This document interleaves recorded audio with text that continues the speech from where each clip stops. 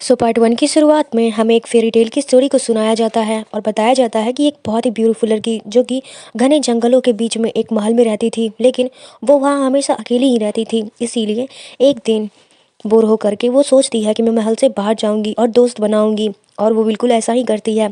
वो उनके साथ खेलना चाहती थी, दोस्ती बनाना चाहती थी, जिसके लिए उसने दूसरे बच्चों को गिफ्ट भी दिया था। पर किसी ने भी उसके गिफ्ट को एक्सेप्ट ही नहीं किया था, क्योंकि सब लोग उससे दूर भाग जाते थे। उनका मानना था और वो देखते थे कि इस लड़की के साथ एक हमेशा काली परछाई घूमती रहती थी, इसीलिए लोग उसे मॉन्स्टर कहकर बुलाते थे। जो सुनकर इस लड़की का दिल टूट जाता है और वो बहुत ही ज़्यादा गुस्सा हो जाती है। इसीलिए वो एक दिन अपना गुस्सा उतारने के लिए लड़की नदी के किनारे बैठ करके मछली पकड़ रही होती है, लेकिन वो एक दिन कांटे में मछली नहीं बल्कि एक लड़का बाहर निकलता है और वो अनजाने में उस लड़की की जान बचा देती है। और इसके साथ चलने वाली वो काली परछाई उसी वक्त गायब हो जाती है जब वो लड़का उसके पास होता है। अब वो लड़का हर जगह उसे फॉलो करने लगता है। वो जहाँ भी जाती, वो दिन हो या रात, पहाड़ हो या जंगल, कोई भी जगह हो, वह उसके साथ ही जाने लगा। और एक दिन उस लड़की ने उससे पूछा कि क्या तुम मेरे साथ हमेशा रहोगे। उस लड़की ने कहा, हाँ, मैं तुम्हें छोड़ करके कभी नहीं जाऊंगा। और तभी वो लड़की जो फूल तोड़ रही थी, उसके हाथ में एक बटरफ्लाई आती है और वो उसे मार देती है। और उस लड़की के आसपास बहुत सारे मरे हुए बटरफ्लाई थे, जो देख करके वो लड़का तो भाग जाता है। और जैसे ही वो लड़का वहां से जाता है, वो काली परछाई वापस से उस लड़की के पीछे आ जाती है और उसे कहती है कि कोई भी तेरे साथ नहीं रहेगा, क्योंकि तू एक मॉन्स्टर है और यह बात याद रखना। तो वो लड़की कहती है, ठीक है मॉम। ड्रामे की फीमेल लीड जिसका नाम है को मुनयोंग, हम इसे सिर्फ मुनयोंग कहेंगे या फिर योंग कहेंगे। इसके बाद हमें हमारे मेल लीड से मिलाया जाता है जिसका नाम होता है कांगते। और वो अपने बड़े भाई के स्कूल में आता है क्योंकि यहाँ पर उसने कुछ प्रॉब्लम क्रिएट कर दिया था। देन हमें पता चलता है कि उसका जो बड़ा भाई है सांगते, सांगते जो होता है वो थोड़ा मेंटली अनस्टेबल होता है, इसलिए प्रिंसिपल सांगते को स्कूल से निकाल देते हैं एंड उससे किसी और स्पेशल बच्चों के स्कूल में एडमिशन करने के लिए कहते हैं। अब सांगते काफ़ी ज़्यादा घबरा रहा होता है और अपने छोटे भाई को देखता है। अब गांगते अपने बड़े भाई से तो बहुत ही ज़्यादा प्यार करता था, इसीलिए वो उसे लेकर के चला जाता है और दूसरे शहर जाने के बारे में सोचता है, क्योंकि आने वाले कुछ दिनों में शहर में तितलियों का बारिश होने वाला है, मतलब तितलियाँ बहुत सारी होंगी, जिससे वो भागता है। यानी कि सांगते को तितलियों से बहुत ही ज़्यादा डर लगता है, क्योंकि तितलियों से उसका एक अलग ही रिलेशन है। जब वो बचपन में था तो उसे उन सारी चीज़ों से बहुत ज़्यादा डर लगता था और किसी एक घटना की वजह से वो ट्रॉमा में जा चुका था। वो अपने पास तितलियों को बर्दाश्त नहीं कर सकता था। इसके बारे में हमें आगे पता चलेगा कि पूरी स्टोरी क्या है। इन दोनों भाइयों की फैमिली में और कोई भी नहीं है, इसीलिए गांगते अपने भाई का ख्याल रखता है। और फिर मिलते हैं कहानी के फीमेल लीड, और फिर हमें हमारी फीमेल लीड मुन्नोंग को दिखाया जाता है, जो कि एक चिल्ड्रंस बुक ऑथर है और वो बहुत सारी डरावनी स्टोरीज लिखती है जो कि बहुत ही ज़्यादा खतरनाक होती है। और यहाँ पर एक बच्ची अपनी मॉम के साथ आई होती है उससे ऑटोग्राफ लेने के लिए, और वो उससे फेयरी टेल कहती है, क्योंकि उस बच्ची को फेयरी टेल वाली स्टोरी बहुत ही ज़्यादा अच्छी लगती है। वो ऑटोग्राफ लेने के लिए आई थी। उसे देखकर बच्ची कहती है कि आप तो सच में एक प्रिंसेस हो। अब मुंगलोंग पूछती है कि तुम्हें ऐसा क्यों लगता है कि मैं एक प्रिंसेस हूँ। बच्ची कहती है क्योंकि आप बहुत ही ज़्यादा सुंदर हो, इसीलिए मेरी मॉम भी मुझे प्रिंसेस कह के बुलाती है। इसके बाद मुंगयोंग उस बच्ची को फ़ोटो खिंचवाने के लिए अपने पास बुलाती है और उसके कानों में कहती है कि तुम मेरी फ़ैन नहीं हो सकती, क्योंकि मेरी स्टोरी में सिर्फ चुड़ैल सुंदर होती है, इसीलिए अपनी मॉम से कहना कि तुम एक सुंदर परी नहीं हो, यानी कि प्रिंसेस नहीं हो, बल्कि एक सुंदर चुड़ैल हो। जिसको सुनने के बाद वो लड़की बहुत ही ज़्यादा डर जाती है और रोना शुरू कर देती है और यहाँ से भाग जाती है। तभी यहाँ पर मुंगयोंग को ढूंढते हुए उसका मैनेजर पहुँच जाता है, जो कि उसका बुक पब्लिश करता है और उसकी कंपनी में ही करता है, और वो उसका सीईओ है। पर मुंगयोंग के बुक्स की वजह से ही उसकी कंपनी चलती है, इसीलिए वो खुद मुंगयोंग का मैनेजर बन चुका है। जो आज वो मुन्योंग को एक हॉस्पिटल में बुक रीड करने के लिए जाना होता है। और यहाँ पर हमें पता चलता है कि मुन्योंग का शार्प ऑब्जेक्ट के साथ खेलती रहती है, उसका अलग ही रिलेशन है शार्प ऑब्जेक्ट से। और इस रेस्टोरेंट की एक नाइफ उसको बहुत ही ज़्यादा पसंद आती है, इसीलिए वो नाइफ को अपने साथ लेकर चली जाती है। इसके बाद हम गांगते को देखते हैं, जो कि एक मेंटल एंड ट्रॉमा सेंटर में काम करता है, और वो वहाँ पर बहुत आसानी से पेशेंट को कंट्रोल कर लेता है, चाहे पेशेंट कितने भी जिद्दी हो, वायलेंट हो या। और इधर हमें मुन्योंग को दिखाया जाता है जिसको हॉस्पिटल से कॉल आता है नाम जूरी का, जो कि एक साइकेट्रिस्ट क्लिनिक में काम करती है। और उसी क्लिनिक में मुन्योंग के डैड एडमिट थे, जहाँ उनकी कंडीशन बिगड़ रही थी, इसीलिए सर्जरी के परमिशन के लिए पेपर्स पर मुन्योंग के कुछ साइन चाहिए होते हैं। पर मुन्योंग कहती है मेरे लिए डैड मर चुके हैं। अब जूरी से बार बार कह रही होती है तो आप सिर्फ साइन करके यहाँ से चले जाइएगा। जिसके बाद मुन्योंग कहती है अगर तुम्हें इतनी ही ज़्यादा फिक्र हो रही है तो आ करके मेरा साइन ले लो और चली जाना। और अब मुन्योंग के डैड जो होते हैं वो हॉस्पिटल के सबसे पुराने पेशेंट होते हैं, लेकिन मुन्योंग एक बार भी अपने डैड से मिलने के लिए नहीं जाती है, जिसके बाद जूरी उसके डैड को बताने के लिए आते हैं कि शायद आपकी बेटी की कंसेंट फॉर्म को फिल नहीं करना चाहती हैं। और अब उनकी बेटी के बारे में सुनते ही वो कहते हैं और काफ़ी ज़्यादा पैनिक होने लगते हैं, डरने लगते हैं और कहते हैं कि उसे मत बुलाओ, अगर वो यहाँ पे आएगी तो सब लोग मर जाएंगे। और अब यह सुनने के बाद जूरी तो काफ़ी ज़्यादा घबरा जाती है और इधर हमें पता चलता है कि सांगते भी मुन्योंग का बहुत बड़ा फ़ैन है और वो दिन भर उसकी किताबों को पढ़ता है और उसकी ड्राइंग किया करता है। अब मांगते उसकी हालचाल पूछने के लिए कॉल करता है। बातों ही बातों में वो सांगते को बता देता है कि आज मुन्योंग उसके हॉस्पिटल में आने वाली है चिल्ड्रंस बर्ड के बच्चों की कहानी सुनाने के लिए। सांगते तो हॉस्पिटल जाने के लिए तैयार होने लगता है क्योंकि वो एक बार मुन्योंग से मिल करके उसका ऑटोग्राफ लेना चाहता था। और मांगते उसे समझाता है कि तुम नहीं आ रह सकते क्योंकि ये प्रोग्राम सिर्फ चिल्ड्रंस बर्ड के बच्चों के लिए है। और उसे प्रॉमिस करता है कि मैं तुम्हारे लिए मुन्योंग का ऑटोग्राफ ले आऊँगा। इस पे सांगते मान जाता है। इधर अब दूसरी तरफ हमें दिखाया जाता है कि बुक रीडिंग इवेंट शुरू होने वाला था, लेकिन मुन्योंग अभी तक ऑडिटोरियम में नहीं आई थी, इसलिए मैनेजर ली परेशान होने लगता है। मुन्योंग तो इधर वर्किंग एरिया में सिगरेट पी रही होती है, जिससे मांगते देख लेता है और उसे सिगरेट पीने से मना करता है क्योंकि यहाँ स्मोक करना मना था। मुन्योंग जो फूल तोड़ने में बिजी थी वो उठ जाती है और मांगते को थोड़ी देर देखते रह जाती है और फिर उससे पूछती है के बाद मुन्योंग उससे पूछती है क्या तुम डेस्टिनी में मानते हो।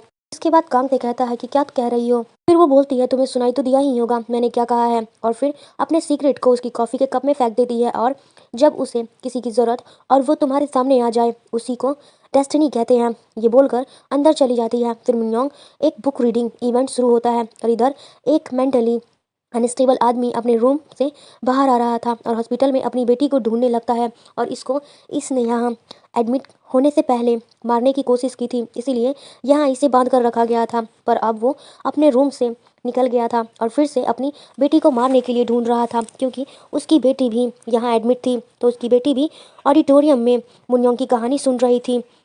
तो सारे स्टाफ उस आदमी को ढूंढने लग जाते हैं। सीसीटीवी कैमरा में उस आदमी को ऑडिटोरियम में घुसते हुए देखा जाता है। तो कुछ सिक्योरिटी स्टाफ ऑडिटोरियम में आ जाते हैं और बुक रीडिंग इवेंट को बीच में ही रोक करके सारे पेशेंट से अपने बच्चों का वर्ड में ले जाने के लिए कहते हैं। मुन्योंग को तो ये देख करके बहुत गुस्सा आ जाता है। तभी वो आदमी अपनी बेटी को देख लेता है और वो उसे उठा करके पास के रूम में ले जाता है, लेकिन उसे जाते हुए मुन्योंग देख लेता है, इसलिए वो भी उस रूम में चला जाता है। इससे पहले वो इंसान अपनी बेटी को कुछ करता कि तभी मुन्योंग अपने बैग से उसके सर पर मारती है क्योंकि एक बार बचपन में उसके डैड ने इसी तरह से उसका गला दबा करके मुन्योंग को मारने की कोशिश की थी। ये देखकर वो बच्ची डर के मारे बाहर भाग जाती है। यहाँ पर वो गांगते से टकरा जाती है। गांगते आकर के मुन्योंग को इस आदमी से बचाता है और उसे शांत करा करके हाथ बांधने लगता है। पर मुन्योंग को बहुत ज़्यादा गुस्सा आ रहा होता है, इसीलिए वो चाह करके क्योंकि अब मुन्योंग को तो बहुत ही ज़्यादा गुस्सा आने लगा था, इसलिए वो चाकू को उठा करके उस आदमी पर अटैक करने के लिए आती है। लेकिन गांगते उस वार को अपने हाथों से रोक लेता है, जिससे उसके हाथों से खून निकलने लगता है। मुन्योंग कहती है कि इस मेंटल से दूर रहो, तुम्हारे लिए यही अच्छा होगा। गांगते कहता है कि ये एक पेशेंट है। मुन्योंग कहती है नहीं, ये एक जंगली जानवर है। और ये सुनकर ये आदमी मुन्योंग को साइको बोल करके बाहर भाग जाता है। सिक्योरिटी उसे पकड़ लेती है। मांगते मुन्योंग के हाथ से चाकू छीन लेता है और एक रुमाल से उसे कवर कर देता है। मुन्योंग कहती है कि ये चोट तुम्हें लगी है या फिर इस चाकू को। तो गांगते उसकी बात नहीं सुन रहा था। मुन्योंग कहती है कि मैं बस उसे एक छोटा सा कट देना चाहती थी, पर तुमने ओवर रिएक्ट किया है और अपने आप को चोट पहुंचा लिया। ये बोल करके वो चाकू को छीनती है और रुमाल से उसके चोट को हाथ में बांध देती है और बताती है कि ऐसा मैंने कभी किसी के लिए नहीं किया। देन उसे कहता है कि इस दुनिया में कुछ लोग मरना डिजर्व करते हैं और कुछ सन की अच्छे लोग होते हैं जो ऐसे लोगों को मार डालते हैं और आम इंसानों के लिए, ताकि आम इंसान शांति से जी सके। तो बताओ कि मैं इनमें से किस टाइप की हूँ। जिसके बाद वो कहता है कि तुम सन की हो। इसके बाद गांगते जा करके अपने हाथ का ट्रीटमेंट करवाता है, लेकिन जब से उसने मुन्योंग को देखा था तब से वो उसके बारे में ही सोच रहा था। इधर मैनेजर ली तो और भी ज़्यादा परेशान हो जाता है क्योंकि मुन्योंग ने एक हॉस्पिटल के स्टाफ को चाकू से अटैक जो किया था और इसके बारे में हॉस्पिटल में बात फैल गई थी, इसलिए उसे डर लग रहा था कि अगर मांगते ने पुलिस में रिपोर्ट कर दिया तो फिर मुन्योंग के साथ कंपनी की रेपुटेशन खराब हो जाएगी। उन्हें पैसे देकर के मामला सेटल कर लो इससे पहले कि कहीं कुछ हो ना जाए। इधर गांगते को हॉस्पिटल से निकाल दिया जाता है क्योंकि उस पागल आदमी की जिम्मेदारी मांगते की टीम की थी और बच्चों के पेरेंट्स ने इसकी कंप्लेंट की थी, इसीलिए गांगते को इसका जिम्मेदार ठहराया जाता है और उसे निकाल दिया जाता है। इधर मैनेजर ली मांगते का इन्फॉर्मेशन पता करने लगता है ताकि उसे पैसे देकर के केस करने से रोक सके। इधर जूरी मुन्योंग के एड्रेस पे पहुंच जाती है और उसे सर्जरी के कंसर्ट फॉर्म पर सिग्नेचर लेने के लिए, जिसे मैनेजर ली ने ही एड्रेस दिया था, नामजूरी रूम में आती है पर मुन्योंग को देख करके थोड़ी डरी हुई थी। और हमें पता चलता है कि ये दोनों बचपन में दोस्त हुआ करते थे और किसी वजह से इनकी दोस्ती टूट गई थी। अब मुन्योंग कहती है कि मैंने तुम्हें आखिरी बार 20 साल पहले देखा था, तुम काफ़ी बदल गई हो। अब नामजूरी डायरेक्ट काम की बात पे आती है और उसे साइन करने के लिए कहती है। मुन्योंग कहती है कि तुम सच में इतनी अच्छी हो या फिर प्रोफेशनल हो गई हो, सिर्फ मुझसे साइन लेने के लिए अपने टाउन से इतनी दूर ट्रैवल करके आई हो। फिर से उसके डैड के बारे में बताते जाती है। मुन्योंग कहती है मैंने बताया था ना। इसके बाद जूरी कहती है कि तुम्हारी मॉम तो जिंदा होगी ना। मुन्योंग कहती है वो तो बहुत साल पहले ही मर चुकी है, मैंने उनकी मौत को रजिस्टर भी करवा दिया है। देन वो उस पेपर को दिखाती है और पढ़ते हुए उसे बताती है कि मेरे डैड की आत्मा मर चुकी है, सिर्फ उनकी बॉडी जॉम्बी की तरह जिंदा है और मेरे मॉम फिजिकली मर चुकी है लेकिन उनकी आत्मा अभी भी जिंदा है। तो बताओ कौन सच में मर चुका है और कौन सच में जिंदा है।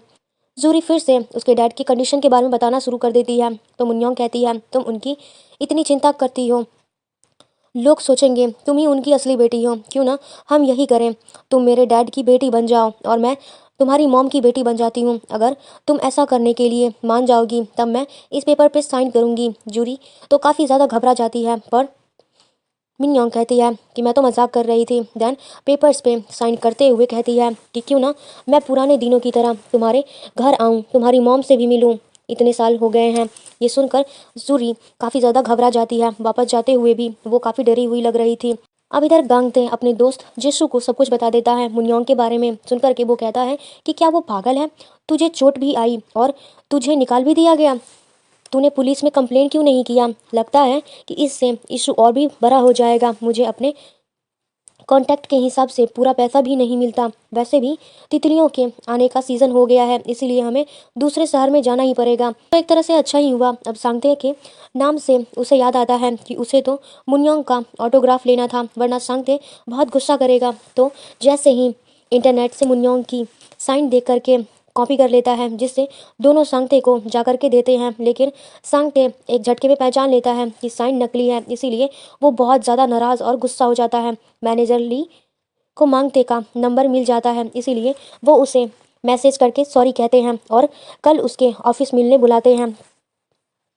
कंपनसेशन के बारे में डिस्कस करने के लिए मैनेजर देखने पर मांगते को रिप्लाई करता है ओके, क्योंकि उसे अपने भाई के लिए मुन्योंग का ऑटोग्राफ चाहिए था। इधर मुन्योंग को तो बस मांगते का वो चेहरा याद आ रहा था कि मांगते बहुत ही ज़्यादा पसंद आ गया था। वो उसका आंख देखती रह जाती है अपने। और अब सांगते को बटरफ्लाई का बुरा सपना आता है, इससे वह बहुत सारे बटरफ्लाई से बच करके भाग रहा था, जिससे उसकी नींद खुल जाती है और वो बहुत ज़्यादा डर जाता है और अपने आप को टेंट में बंद करके बहुत ज़्यादा घबरा जाता है और चिल्लाने लग जाता है वो तितलियाँ मुझे मारने आ गई हैं, मुझे मार डालेंगी। तो गांगते उसे शांत कराने की कोशिश करता है, लेकिन वो जानता है कि वो सांगते का डर नहीं था, वो भगा नहीं सकता है, इसीलिए वो बहुत ज़्यादा दुखी हो जाता है। अगले दिन कंपनी में पहुंच जाता है, लेकिन वो अभी तक आया नहीं था, इसीलिए उसे वेट करने के लिए कहा जाता है। वो वेटिंग रूम में जाता है जहाँ उसे मुन्योंग की किताब मिलती है, तो वो उसने देखने लगता है। और अब आज अचानक से मुन्योंग भी कंपनी पहुंच जाती है, जिसके आने के बारे में सुनते ही सब लोग साफ सफाई करने लग जाते हैं और हर सारे शार्प ऑब्जेक्ट को छुपा देते हैं। मैनेजर ली के बारे में पूछने के लिए जाता है, तो वो अपनी असिस्टेंट से मैनेजर के बारे में पूछने के लिए चला जा रहा था। तभी उसकी नज़र पड़ती है गांगते पर, उसे देखते ही रह जाती है और वो उसके पास आती है और वो काफ़ी हैरान थी कि ये यहाँ पे क्यों आया है। और वो अब गांगते को कहती है कि तुम इन कपड़ों में डैशिंग लग रहे हो, तुम भी दूसरी तरह ही निकले। मैनेजर ली ने कितने पैसे ऑफर किए। मांगते कहता है कि अगर पोलाइटली बात नहीं कर सकती तो साफ साफ बात करा करो। मुन्योंग कहती है कि मैंने तुम्हें चाकू मारा था, इस बारे में तुम्हारा मुंह बंद रखने के लिए मैनेजर ली ने तुम्हें कितने पैसे ऑफर किए हैं। अब गांगते कहता है कि लगता है तुमने ऐसा बहुत के साथ किया होगा, पर मुझे पैसे नहीं चाहिए। मुन्योंग पूछती है फिर क्यों आए हो। मांगते कहता है तुमसे मिलने के लिए, क्योंकि मैं तुम्हें दोबारा देखना चाहता था, तुम्हारी आंखें मुझे किसी की याद दिलाती हैं। मुन्योंग पूछती है कि मेरी आंखें तुम्हें किसकी याद दिलाती हैं। मांगते कहता है एक हार्टलेस लड़की की। हमें एक छोटा सा फ्लैशबैक दिखाया जाता है। पता चलता है कि स्टार्टिंग में जो फेरी टेल की कहानी दिखाई गई थी वो इन दोनों की बचपन की ही कहानी थी, यानी कि मुन्योंग ने सच में गांगते को डूबने से बचाया था। और इसी के साथ हमारा पार्ट 1 खत्म होता है। आई होप कि आपको वीडियो काफ़ी अच्छा लगा, और लगा हो तो प्लीज़ एक लाइक, कमेंट, शेयर, सब्सक्राइब ज़रूर करें। सो मिलते हैं पार्ट 2 में, तब तक के लिए बाय बाय, गुड बाय।